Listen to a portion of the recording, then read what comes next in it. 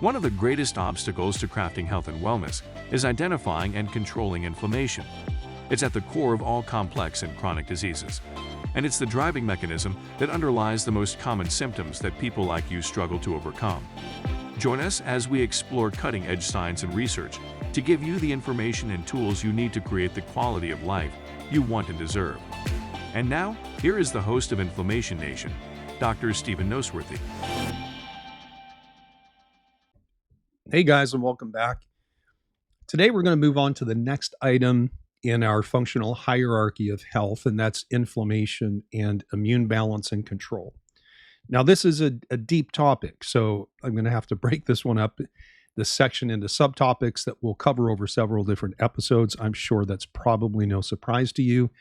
I'm also going to do my best to give you the basics and perhaps just a taste of the deeper stuff, just simply because, and to be quite honest, this topic is difficult enough to teach in terms of clinical applications. It's difficult to teach to other doctors. And the only reason that I feel even remotely qualified to speak on this subject is because I've taken the time to learn much more about the immune system than what I was taught in school. Plus, I have several very smart colleagues and mentors who are immunologists by profession and PhDs. So in general, while I am not an immunologist, nor am I a PhD, I do believe I have an above average working knowledge of the immune system, plus a very long history of working with people who have inflammatory conditions, chronic infections, and most of those people have some form of autoimmune reactivity. And let me tell you this, when I, when I teach weekend seminars and the topic of the immune system comes up, I often ask the doctors in the class how many of them feel like they got a really good understanding of the immune system with their basic training, whether they were medical doctors or a chiropractor like me or an acupuncturist or a naturopath. And nobody, and I mean nobody, puts their hand up and says, yes, when I graduated, I really truly understood the immune system. And what that means for you is that your average doctor, MD or otherwise, has only the most basic understanding of how the immune system works, how it's organized, how to affect it, how to assess it. And hopefully by the time that I'm done with this part of the series, you'll know maybe at least as much, perhaps a little bit more than your average practicing clinician. So let's start with the most basic question, and that is, what is inflammation? Where does it come from? Why does it matter? Well, if you look up the common definition of inflammation, you're going to see something like this. The wording obviously is going to vary depending on which website you go to, but you'll hear something like it's a defensive response that's governed primarily by the immune system. And that response sends blood cells, typically white blood cells, to an injured or infected area that results in some degree of redness, swelling, or maybe symptoms such as fever. It's a pretty common definition.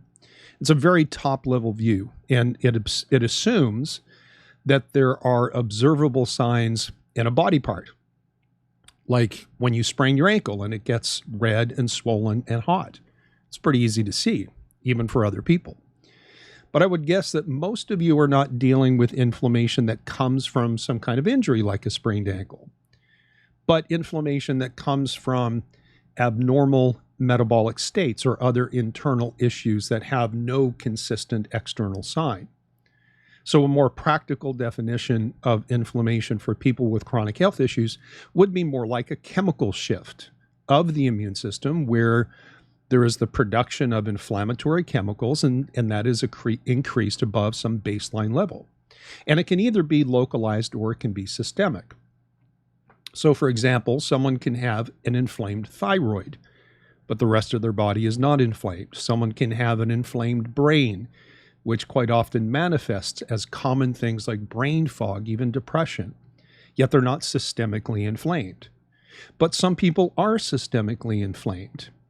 And that, again, doesn't show up as swelling or redness in a body part, but it shows up as things that are widespread, or things like widespread and unexplained joint or muscle pain, very common complaints, very generalized or nebulous complaints like fatigue, even unhealthy skin, and there's several more. But these things are not as obvious as a sprained ankle. To be even more clear, and I've spoken about this in other episodes, is that inflammation is generated at a cellular level, either locally in specific tissues or organs or systemically. And it involves, perhaps requires, a set of triggers. These things can cause certain types of immune cells to make these inflammatory chemicals that we generally refer to as cytokines. And we'll get to that in a later episode. But let me be clear on one thing. We always talk about inflammation being bad, but as a clinician, and maybe in your own mind, the goal should never be to completely eradicate inflammation. The goal is not zero inflammation. The goal is control of inflammation, but still having some inflammation. Well, why is that?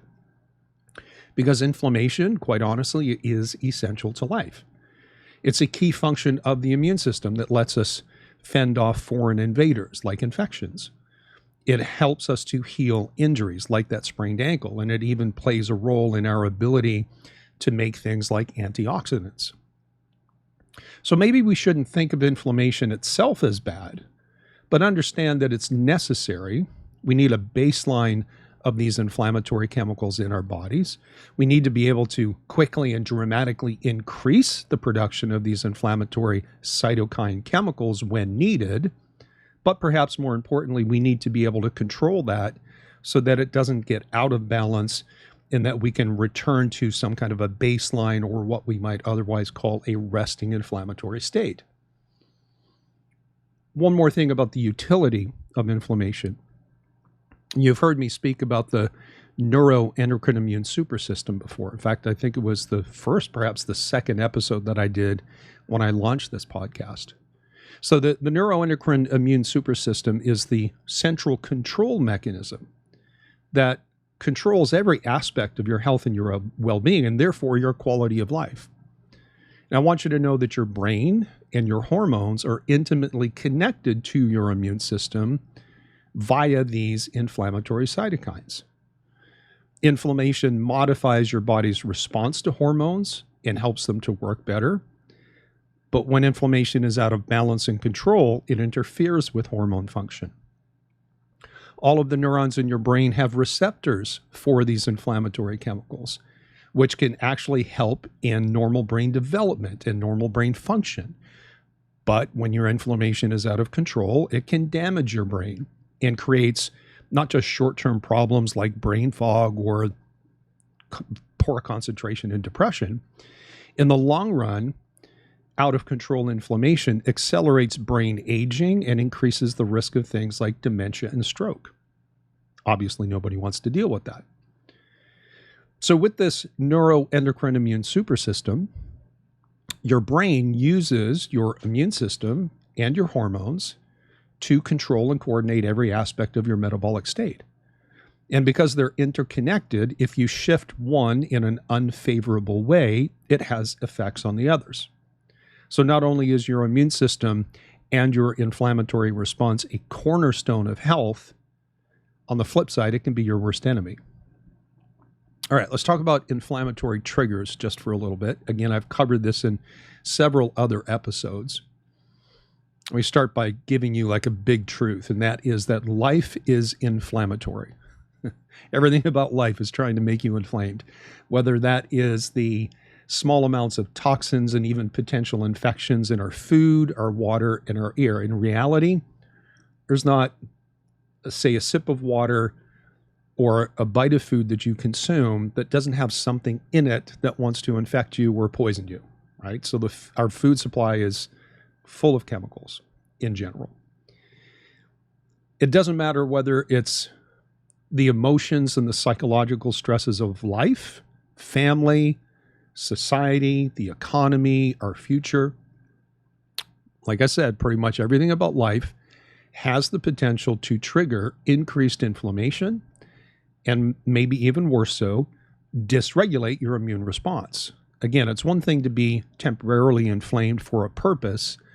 It's another to be chronically inflamed and dysregulated because something's not working well. We've talked about this before, but chronic stress chemistry cannot be separated from inflammation. In fact, one of the ways that chronic stress impairs your physiology is by affecting how your immune system behaves. So we know that chronic stress and inflammation that comes from that breaks down our barrier systems, right? It prompts the development of things like leaky gut and leaky brain. It depletes your antioxidants so that you lose the ability to protect your cells and your DNA from damage. And it changes what we call feedback loop control so that your brain begins to lose its ability to control and coordinate the functions of the body. So understand again this concept. First and foremost, life is inflammatory every day. And the accumulation of these daily stressors and inflammation triggers over long periods of time is perhaps the single most powerful source of poor health. And when I started this series on a functional hierarchy of health to help you sort out what's most important in regaining your quality of life, if you remember, I started out by saying the number one priority is your ability of your cells to make energy. Without energy, your cells can't function. Well, in a very big picture way, the second priority is to control, not eliminate, but control inflammation. And the two are intimately interlinked. Inflammation or inflammatory states decreases energy production by interfering with how your mitochondria behave. Inflammation can damage your mitochondria. And this decreases their ability to produce sufficient energy as they burn things like fats and carbohydrates as your primary fuel source. So you might have available energy sources, but if you're chronically inflamed and your mitochondria specifically can't utilize those fuel sources, you're going to have fatigue. Inflammation also decreases your cell's ability to respond to your free thyroid hormones, which ultimately determines the efficiency of your metabolism. And one of the most common sources or triggers of inflammation is infection. So in the next episode, and this is just a brief introduction to the immune system and inflammation as a functional priority. In the next episode, let's talk about acute and chronic infections with things like viruses or bacteria, parasites, even things like candida. Let's talk about how simple blood testing, specifically your white blood cell count, can give us clues as to if you are infected and with what. And we'll tackle that when we meet again, right here on the Inflammation Nation podcast. Thanks for playing your role in this piece of work. And speaking of that, if you haven't subscribed yet, please do so. Make sure to turn on notifications so that you know when new episodes come out. I'll see you next time.